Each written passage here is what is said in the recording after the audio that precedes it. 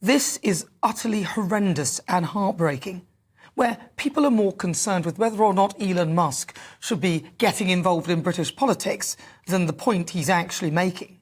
If people can be jailed for hurty words or words that incite violence without actually being violent themselves, then people can be jailed for words or actions that result in harm to others. And in my view, both the Conservatives and Labour are guilty. Our two main political parties both washed their hands of a government-led inquiry into grooming gangs, and had it not been for ex-detective Maggie Oliver, who helped expose the failure to tackle paedophile gangs in Rochdale, I doubt much would have happened about it. Maggie blew the lid open on the Rochdale grooming gang scandal, which comprised of mainly Pakistani Muslim males sexually abusing white girls. This is important because, and it's an important fact, because part of the reason why the authorities were not forthcoming about reporting it was because many of those who could have were afraid of being called racists. Now pressure is mounting on the government to deliver a public inquiry into the Oldham scandal. Whistleblower Maggie Oliver said that she had no faith in the Prime Minister's desire to get to the bottom, to get to the truth, after Jess Phillips, the Minister for Safeguarding, although I'm not sure who else she's actually looking out for other than herself, said that it is for Oldham Council alone to decide to commission an inquiry into child sexual exploitation locally, rather than for the government to intervene. While acknowledging the strength of feeling for a further inquiry, the Safeguarding Minister insisted that Oldham should take its own approach, thereby leaving it in the hands of Oldham Council, who themselves have requested a government-led inquiry to get justice for the victims. Leader of Oldham Council said, "Since October, we have been working on setting up that independent inquiry." Went on to say, liaising with Oldham survivors and Telford Council, which conducted a similar inquiry. Well, it makes no sense. Which brings me to the conclusion that there is something to hide. Surely you'd want to get to the bottom of it, as it turns out, if it's somewhat of an epidemic. It's not just Rochdale and Oldham where these types of grooming gangs are rife. It's across the country, from Yeovil to Glasgow. I counted at least 50 locations. How Jess Phillips, a so-called safeguarding minister, can say that with a straight face, as if there's nothing to see here, is beyond me. If she genuinely thinks that, then she's not fit for purpose in her role. This story isn't going to disappear. And it turns out that this man, Sir Keir Starmer, was head of the CPS at the time. Now, I'm not suggesting for a minute that there is any wrongdoing. In fact, many report that Keir was behind getting some form of justice, but his name seems to crop up in so many of these cases. Shadow Safeguarding Minister Alicia Kearns warned that rape camps, which is how she termed it, are hiding in plain sight across Britain. Oldham Council themselves have put their hands up and said, we can't do this ourselves if we are to give victims and survivors the justice they want, and if we are to protect girls still in our communities. And if a local authority is saying that, it is for the government to listen and to say, right, we will step in, we will help you. These are rape camps that are hiding in plain sight across our country, and we have to do better by our children. Yet they were in government and they were the ones in charge at the time. I mean, this didn't happen overnight, and they too rejected an inquiry at the time. Now, Elon Musk, the world's richest man, criticised Sir Keir Starmer over his handling of the scandal during the 5 years that Keir spent as the Director of Public Prosecutions. Elon said the Prime Minister was complicit in the worst mass crime in the history of Britain. Wes Streeting said Elon was misinformed. So what are they all afraid of? Jess? Yes, you, Jess Phillips. This is not going to go away. Nice try. This is a national scandal, and the British public want answers.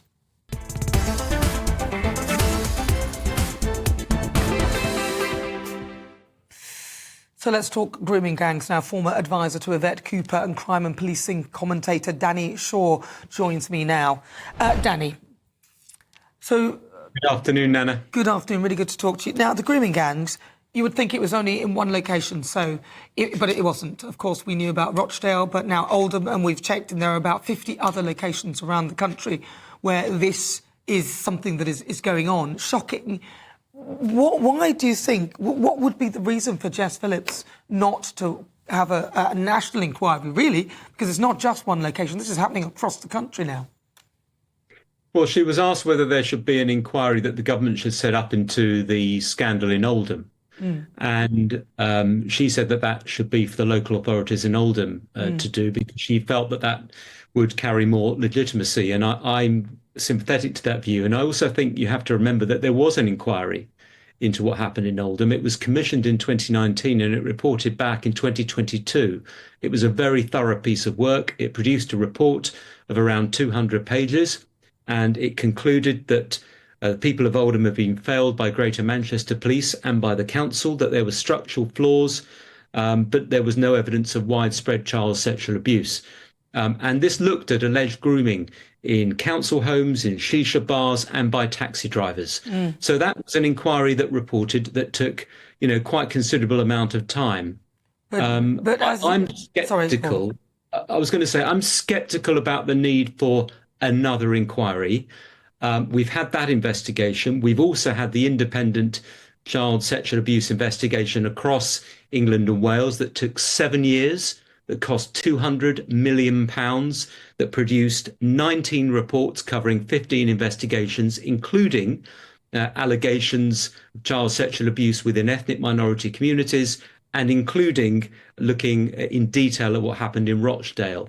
So there are lessons to be learned from those inquiries and reports, 20 recommendations made by that independent inquiry. Let's crack on and implement the recommendations from those inquiries and take action rather than setting up another inquiry. That's my view. But then she said that the council should conduct that inquiry, despite the fact that the inquiry that was conducted showed failings within the council. So what would be the point of her saying that? She's saying, no, let the council do it themselves internally. That doesn't make any sense to me. If she knows, and she, I'm presuming, would have read the last inquiry in 2019, that it had said that Oldham Council, there were many failings. And even the council themselves are saying, look, we need someone to look into this nationally.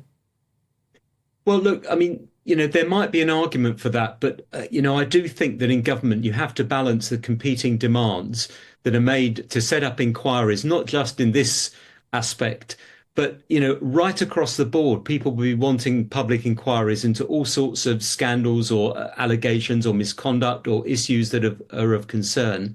And you, as a minister, have to decide which ones take priority, which ones have been looked into, and what you can actually do in the future to stop this happening again. And I think she's taken the view, look, we're not going to step in and set up the inquiry. If you want to do it locally.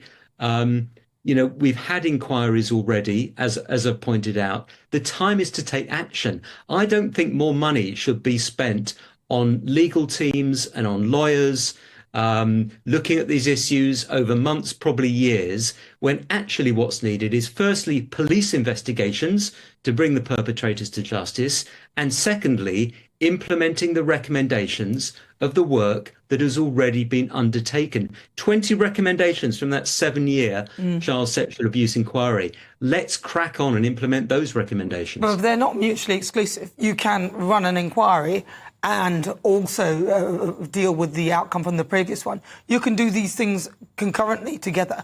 They should do all the things. I mean, I'm surprised nothing has really happened and that these grooming gangs seem to be almost an epidemic. It's not just one location, which is why I would suggest a national inquiry to find out why, because these are connected. I doubt that these are just single spurs. I suspect these are connected. So whatever the inquiry did, I doubt it did a thorough enough job.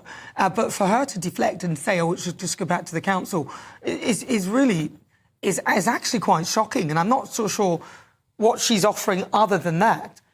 She's not offering anything else, is she? Well, I think she's restating the position that the Conservatives came to as well in 2022. Amanda Soloway was the safeguarding minister then. She was also asked to set up a national inquiry, and she also took the view that it should be set up locally if that was to be the case. What, despite the fact that the inquiry had said that the council themselves were a failure? Yeah, I mean, look, there's no simple answer to this, Nana. I mean, in an ideal world, you could have inquiries into all sorts of issues. I think you have to decide where your priorities are.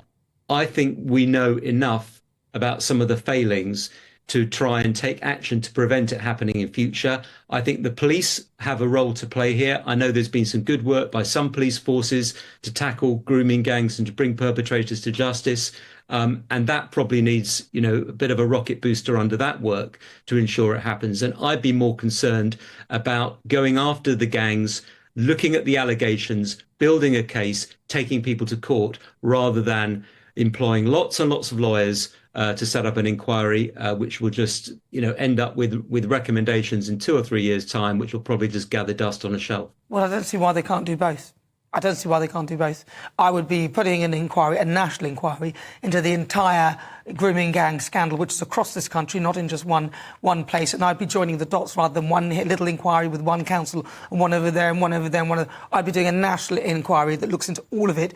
And whilst I'm doing that, I'd be punishing those who are currently perpetrating it. So that wouldn't be going away either. I don't know why they can't do both. Danny Shaw, thank you very much. Really good to talk to you. He's really good to talk to him. He's a political commentator, policing commentator.